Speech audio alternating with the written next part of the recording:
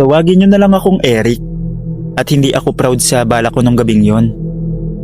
Ilang buwan na akong walang trabaho, baon sa utang at halos wala nang makain. Doon ko narinig ang usapan tungkol sa lumang warehouse ng Japan Surplus. Matagal nang sarado, bihira raw bantayan at puno ng gamit na pwede pang ibenta.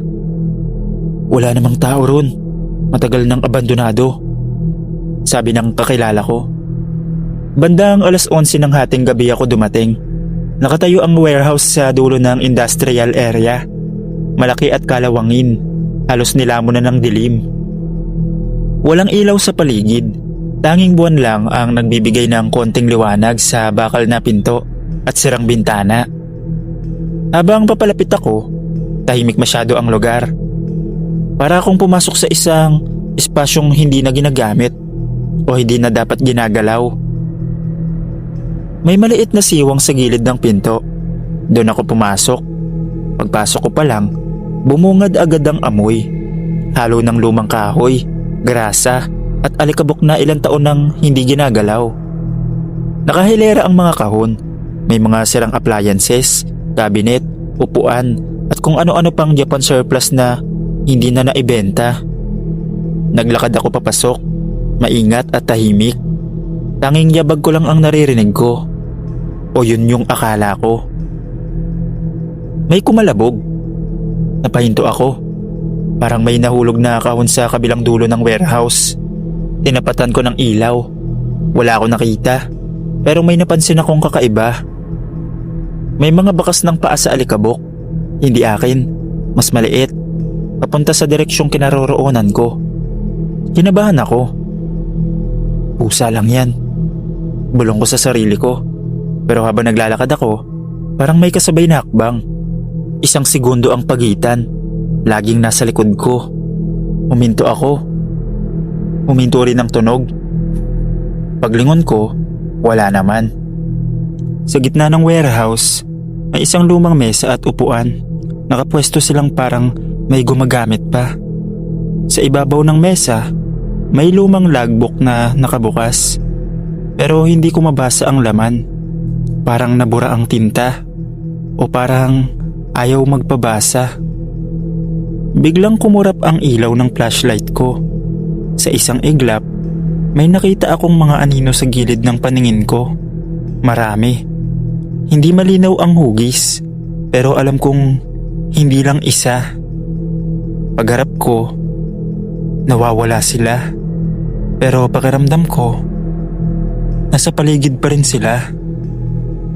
May narinig akong mahinang ubo. Hindi galing sa akin. Matanda ang tunog. Parang galing sa dibdib na matagal ng pagod. May tao ba dyan? Sabi ko. Walang sumagot. Sa halip, unti-unting bumukas ang isang pinto sa dulo ng warehouse. Yung papunta raw sa opisina ng may-ari. Dahan-dahan. Parang may humihila mula sa loob. At doon ko naramdaman ang pinakamatinding bagay sa buong buhay ko. Parang may nakatingin sa akin. Umatras ako ng isang hakbang. Tapos isa pa. At doon ko narinig ang bulong. Mahina, paos, parang galit. Hindi ko na hinintay pang makita kung ano ang nasa loob ng opisina. Tumakbo ako palabas. Halos madapa sa mga kahon. Hindi ko na binalikan ang flashlight nang mahulog ko ito sa sahig. Paglabas ko, saka lang bumalik ang mga tunog ng paligid. Yung hangin, yung aso sa malayo, pati na rin yung mga sasakyan. Pero kahit nasa labas na ako, ramdam ko pa rin ang tingin. Akala ko, tapos na lahat nung gabing yon. Akala ko sapat na ang pagtakbo palabas para makalaya. Pero mali ako. Pagdating ko sa bahay, hindi ako nakatulog. Sa tuwing ipipikit ko ang mata ko, bumabalik ang amoy ng warehouse. Yung alikabok, yung lumang kahoy, at parang matagal nang nakasarang lugar. At sa bawat katahimikan, naririnig ko ulit yung ubo. Mabagal, pang matanda, parang nasa tabi ko lang. Bandang 3:00 ng madaling araw, nagising ako bigla. May tunog sa labas ng bahay. Parang mabagal na hakbang, papalapit sa pinto. Kinusot ko ang mata ko. Tahimik ang kalsada. Pero bago ako muling huminga, may napansin ako. May alikabok sa sahig ng sala at sa gitna nito may bakas ng paa. Parehong nakita ko sa warehouse. Kinabukasan, bumalik sa isip ko ang isang bagay na nakita ko doon. Ang logbook sa mesa. Kaya kahit ayaw na ng katawan ko, bumalik ako sa lugar. Sa araw naman, umaasang baka iba na ang itsura. Pero paglapit ko pa lang, ramdam ko na agad. Tahimik pa rin ang paligid. Walang tao. At nang pumasok ako, nakaayos pa rin ang mga kahon. Nasa gitna pa rin ang mesa. At ang logbook, bukas pa rin sa parehong pahina. Ngayon ko lang nabasa ang nakasulat. Pangalan, petsa, mga tala ng shipment. At paulit-ulit na isang pangalan ang lumilitaw sa bawat pahina. Hajime Sato. Habang binabasa ko ang huling entry, bumigat ang hangin. Biglang lumamig. At sa likod ko, may umubo. Hindi ko na kailangang lumingon. Alam kong may tao. O hindi tao. Sa likod ko. Bakit ka bumalik?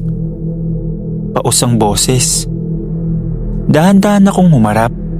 Nakatayo sa pintuan ng opisina ang isang matandang lalaki. Suot ang kupas na damit, pang trabaho. Nakayuko ang likod. At ang mga mata niya, malalim, puno ng lungkot. Sa akin to, pinaghirapan ko. Napaatras ako. Kayo po ba ang may-ari? Tumango siya. Dito ako namatay. At doon nagsimulang gumalaw ang paligid. Ang mga anino na nakita ko dati, nagkaroon ng hugis. Mga lalaking may bitbit na kahon. Mga babaeng tila empleyado. Lahat sila nakatingin sa akin. Alam kong hindi ka magnanakaw, pero mali ang pinapasok mo, sabi ng matanda. Biglang bumukas at nagsara ang mga pinto ng warehouse. Umalingaw-ngaw ang tunog. Ang mga kahon ay gumalaw. Parang may dumadaan sa pagitan nila. Parang bumalik sa dati ang lugar. Buhay, abala at puno ng tao. Napahawak ako sa dibdib ko. Aalis na po ako, pangako. Tinignan niya ako ng matagal. Tapos dahan-dahan siyang tumabi sa pintuan. Umalis ka. At huwag ka nang babalik. Tumakbo ko palabas. Hindi na ako lumingon. Hindi na ako huminto. Ilang linggo ang lumipas. May nabalitaan ako. Opisyal nang ipinasara ang warehouse. Ayon sa balita, namatay raw ang dating may-ari sa loob. Inatake sa puso mag-isa habang nagbabantay sa mga gamit niya. Walang nakapansin. Walang tumulong. Kaya simula nun, wala nang nagtangkang pumasok, wala nang nagnakaw, wala nang lumapit. At ako, hindi na ako muling nagbalak pumasok sa kahit anong abandonadong lugar. Dahil may mga lugar na kahit iniwan na ng tao, hindi pa rin umaalis ang nagbabantay.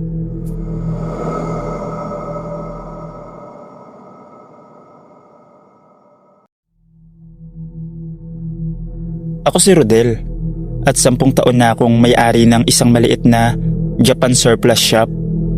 Hindi ako mayaman pero sapat ang kita. Mga mesa, cabinet, electric pan, lumang appliances. Sanay na ako sa mga sirang item, amoy lumang kahoy at minsan may kakaibang gamit na hindi ko na tinatanong kung saan galing. Para sa akin, negosyo lang lahat. Isang umaga, may dumating na package. Hindi ko inaasahan. Wala akong in-order. Wala ring text o tawag galing sa supplier ko. Malaki siya. Kahoy ang kahon. May Japanese character sa gilid. At may markang parang lumang bodega code. Sa'yo daw yan, sir. Sabi ng naghatid. Kanino galing? Tanong ko. Umiling lang siya. Kasama raw sa shipment? Hindi ko na masyadong pinansin. Akala ko freebie lang o may maling naisamang item. Binuksan ko ang kahon sa loob ng shop, mag-isa. Doon ko siya unang nakita. Isang rocking chair. Luma, gawa sa itim na kahoy. Makintab pero halatang gamit na gamit. May ukit sa gilid, mga pattern na hindi ko maintindihan. Parang hindi pang dekorasyon kundi may ibig sabihin. Yung upuan, may mantsang parang hindi na natatanggal kahit anong linis. Hindi ko alam kung bakit pero napatigil ako sa pagtitig. Tahimik ang shop noon, tanghaling tapat. Pero parang may kung anong bumigat sa hangin. Tapos bigla, gumalaw ang rocking chair. Dahan-dahan lang. Napakunot ang noo ko. Akala ko hangin lang. Isinara ko ang pinto. Tumigil siya. Okay. Imahinasyon lang. Bulong ko. Inilabas ko ang rocking chair at inilagay sa may display katabi ng lumang mesa. Maya-maya, dumating ang unang customer ng araw. Isang matandang babae. Pagkakita pa lang niya sa rocking chair, napahinto siya. Magkano yan? Mura lang po, matibay pa, sagot ko. Umupo siya sandali para subukan. Umiling-iling ang upuan. Sakto lang ang galaw. Napangiti siya at binili niya na. Kinabukasan bumalik siya. Ibinagsak niya ang bag niya sa counter. Galit at nanginginig. Ayaw ko na yan. Kunin mo ulit, sabi niya. Nagulat ako. Bakit po? Magdamag akong hindi nakatulog. Tuwing gabi, kahit walang nakaupo, gumagalaw yan at parang may bumubulong. Binalik ko ang bayad at kinuha ulit ang rocking chair. Ang sumunod na bumili, isang binata. Pagkaraan ng 2 araw, ibinalik din. Sunod, isang mag-asawa, ibinalik din. Iisa lang ang reklamo nila. Gumagalaw mag-isa. May tunog sa gabi, parang may nakaupo kahit wala. At ang pinakang nakakabahala, lahat sila nagsasabing may pakiramdam silang may nakatingin habang nasa bahay ang rocking chair. Ako mismo, nagsimula na ring makaranas. Tuwing magsasara ang shop, naiiwan ang rocking chair na bahagyang gumagalaw kahit patay ang ilaw at sarado ang pinto. Isang beses, narinig ko ang langit-ngit habang nasa bodega ako. Paglabas ko, nakaharap na sa counter ang upuan kahit sigurado akong nakaharap ito sa dingding noong iniwan ko. Noong gabing yon, hindi ako agad umuwi. Naupo lang ako sa tapat ng shop, nakatingin sa loob. At doon ko napansin, sa tuwing tumitigil ang rocking chair, parang may bakas ng bigat sa upuan, parang may bagong upo lang at kabababa lang. Kinabukasan, tinawagan ko ang supplier ko. Tahimik siya nang banggitin ko ang rocking chair. Hindi dapat na isama yan at wag mo na sanang ibenta pa, sabi niya. Bakit? Tanong ko. May mga gamit na hindi dapat ipinapasa, sabi niya. At doon nagsimulang pumasok sa isip ko ang isang tanong na hindi na ako pinatahimik. Kung hindi ito dapat ipasa, bakit ito ipinadala sa akin? Matapos ang tawag namin ng supplier ko, hindi na ako mapakali. Buong araw, hindi ko inalis ang mata ko sa rocking chair. Hindi ko na rin ito inilabas sa display. Inilipat ko siya sa pinakaloob ng shop, sa bodega, katabi ng mga sirang gamit na bala ko nang itapon. Pero kahit doon, ramdam ko pa rin siya. Pagsapit ng gabi, nagsara ako ng maaga. Habang binababa ko ang bakal na pinto, narinig ko ulit ang pamilyar na tunog. Langit-ngit ng kahoy, mabagal at paulit-ulit. Nangangatog ang kamay ko habang binubuksan ko ulit ang ilaw. Pumasok ako sa bodega. Nasa gitna na ng sahigang rocking chair. Hindi ko siya iniwan doon, sigurado ako. At mas lalong sigurado ako sa sunod kong nakita. May bakas ng paa sa alikabok. Maliit, parang paa ng bata. Papunta at paikot sa upuan. Biglang bumigat ang hangin. Parang sumikip ang kwarto. At doon sa unang pagkakataon, narinig ko ang boses. Hindi ko maintindihan pero alam ko ang lungkot at galit sa bawat sinasabi niya. Mahina at paos. Biglang tumunog ang rocking chair. Mas mabilis na kaysa dati. Parang may nakaupo. Dinidiinan ang bigat. Hindi ko na kinaya. Tumakbo ako palabas ng shop. Iniwan ang ilaw na bukas at ang pinto na nakasara lang. Kinabukasan, hindi na ako nagbukas. Tinawagan ko ang dalawa kong kaibigan, si Ben at si Lito, at ikwenento ko ang lahat. Hindi sila naniwala noong una, hanggang sa pumasok kami sa shop. Pagbukas pa lang ng pinto, gumalaw agad ang rocking chair ng mag-isa. Walang hangin, walang tao sa paligid. Napamura si Ben. Tahimik lang si Lito pero namutla.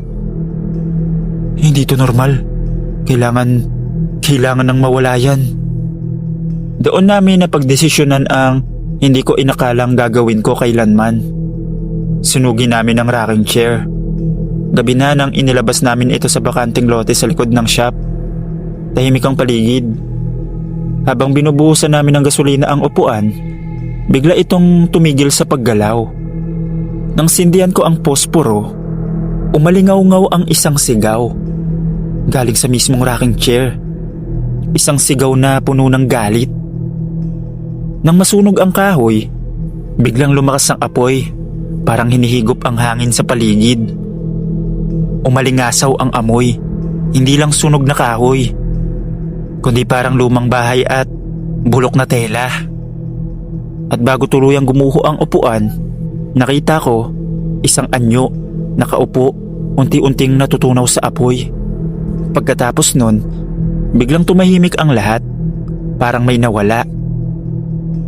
Simula nung gabing yun, wala nang bumalik na customer para magreklamo. Wala nang gumagalaw sa shop, wala nang tunog sa gabi. Pero kahit ganon, hindi na ako nagbenta ng rocking chair kahit kailan. At tuwing may dumarating na package na wala sa listahan, hindi ko na binubuksan. Ibinabalik ko agad.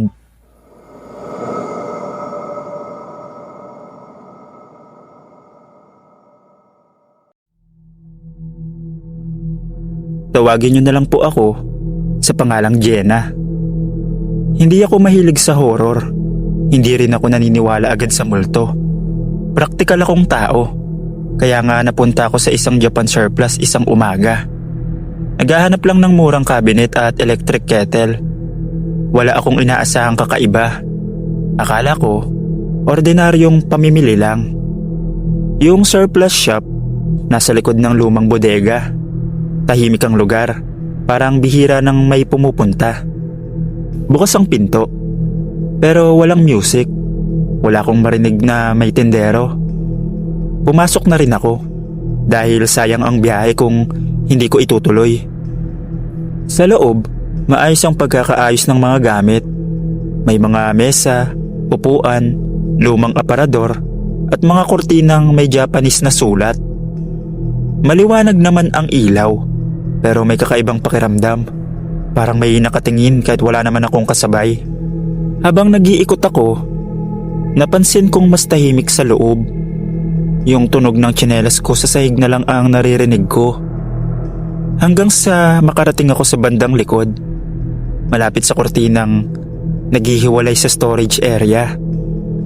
Doon ko siya unang nakita. Sa likod ng kortina, may anyong babae. Nakatayo lang siya, bahagyang nakatigilid ang ulo. Akala ko nung una, isa lang siyang mannequin o display. Pero nang mapansin ko ang kulay niya, hindi siya kulay kayumanggi. Itim siya. Buo. Parang usok na may hugis tao. Mahaba ang buhok niya, diretso pababa, at suot niya ang parang lumang kimono. Hindi ko makita ang mukha niya ng malinaw, pero ramdam ko na nakatingin siya sa akin. Humakbang ako pa atras. Doon ko napansin, walang paa ang babae. Hindi siya nakatayo sa sahig, parang nakalutang lang siya, ilang pulgada mula sa lupa. Nanikip ang dibdib ko. Gusto kong magsalita, tumawag ng tao pero walang lumalabas sa bibig ko. At bigla, Umalis ang itim na buhok sa mukha niya. Nakita ko ang mga mata. Isang butas na itim lang. Hindi ko na inintindi kung ano pa siya. Alam ko lang, kaluluwa siya at alam niyang nakikita ko siya. Biglang bumigat ang hangin, parang may dumadagan sa balikat ko. At dahan-dahan, lumapit siya. Hindi naglalakad kundi parang dinadala lang ng hangin papunta sa akin. Napasigaw ako sa takot. Tumalikod ako at tumakbo palabas. Hindi ko na kinuha ang bag ko. Hindi ko na tinignan kung may masisira akong gamit. Basta tumakbo ako hanggang makarating ako sa labas. Hingal na hingal at nanginginig. Paglingon ko sa loob, wala na siya. Pero ang kortina sa likod, unti-unting gumagalaw kahit walang hangin. Kinagabihan, ikwento ko ang nangyari sa kapitbahay kong matagal nang nakatira malapit sa lugar. Hindi siya nagtaka. Sa halip, napabuntong hininga lang siya. Matagal na yang surplus na yan. May mga nagsasabing galing daw sa lumang bahay sa Japan ang ibang gamit dyan. May babaeng namatay doon. Mag-isa, hindi natulungan. Sinasabing sumama ang kaluluwa niya sa mga gamit. Ilan linggo ang lumipas. Nadaanan ko ulit ang lugar habang nakasakay ako sa jeep. Sarado na ang shop. May kandila sa harap. May mga bulaklak na nalanta. Hindi ko alam kung para saan yun. Pero matapos yun, hindi na ako bumalik sa lugar na yun.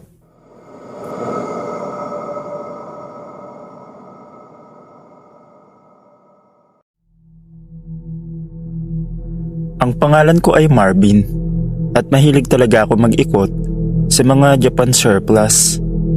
Ewan ko ba, may kakaibang saya sa paghahanap ng mga lumang gamit. Parang bawat item may kasamang kwento. Isang hapon, napadpad ako sa isang maliit na Japan surplus shop sa gilid ng highway. Medyo tago siya, halos wala nang dumadaan.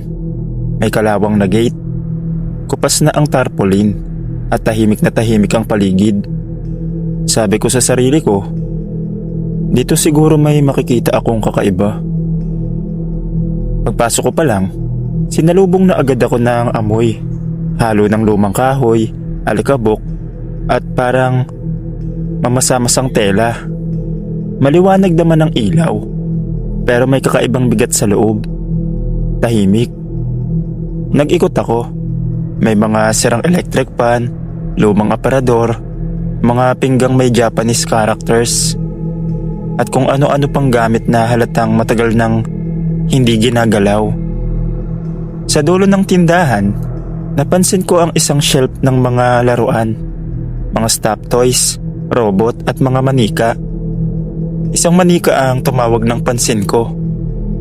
Mukha siyang porcelain doll. May mahabang buhok. Suot ang lumang bestida na kulay puti. Nakaupo lang siya, nakatingin diretso sa akin. Hindi ko alam kung bakit pero parang masyado siyang kakaiba kumpara sa iba. Parang hindi siya naluluma. Lumapit ako ng konti. Bigla kong naramdaman na parang lumamig ang hangin sa paligid ko. Tapos, may narinig akong tunog sa likod. Paglingon ko, wala naman. Binalik ko ang tingin sa manika. Doon na nagsimulang bumilis ang tibok ng puso ko. Iba na ang posisyon ng ulo niya. Kanina bahagya siyang nakatagilid. Ngayon, diretso na. Nakatingin na talaga sa akin. Napangiti ako ng pilit. Pagod lang to, imahinasyon lang. Bulong ko sa sarili ko. Pero habang tatalikod na sana ako, gumalaw ang kamay ng manika. Dahan-dahan parang sinasadya. Parang alam niyang nakatingin ako. Nanlamig ang buong katawan ko. Nanigas ako sa kinatatayuan ko. Tapos narinig ko ulit yung tunog. Parang maliit na hakbang sa sahig. At doon ko napansin, hindi lang pala ako ang tinitignan ng manika. Lahat ng manika sa shelf, kahit yung nakatihaya o nakatalikod, parang nakaharap sa direksyon ko. Hindi ko na inisip pa. Tumakbo ko palabas ng tindahan. Halos madapa pa ako sa gate. Hindi na ako lumingon. Hindi ko na hinintay kung may tindero ba o wala. Basta ang alam ko lang, kailangan kong makaalis. Pagdating ko sa labas, hingal na hingal ako. Nanginginig ang kamay ko. Pagtingin ko sa loob ng shop, nakapatay ang ilaw. Pero sigurado akong kanina lang, maliwanag yun. Kinagabihan, ikuwento ko ang nangyari sa isang kakilala kong nakatira malapit doon. Tahimik lang siya habang nakikinig. Tapos bigla niyang sinabing, "Hindi ka nag-iisa. Marami na talagang naka-experience dyan." May nagsasabing may naririnig silang naglalakad sa loob, kahit sarado. May iba raw na may sumusunod na anino paglabas nila. At yang manika, ilang beses na raw yan inilalabas sa display pero laging bumabalik sa loob. Kinabukasan, dinaanan ko ulit ang lugar mula sa malayo. Sarado na ang Japan Surplus. Sa gate, may nakasulat na for rent. Pero kahit mataas ang sinag ng araw, parang madilim pa rin ang loob. Simula noon, hindi na ako bumalik. At kahit kailan, hindi na ako pumasok muli sa kahit anong Japan Surplus na may mga manika.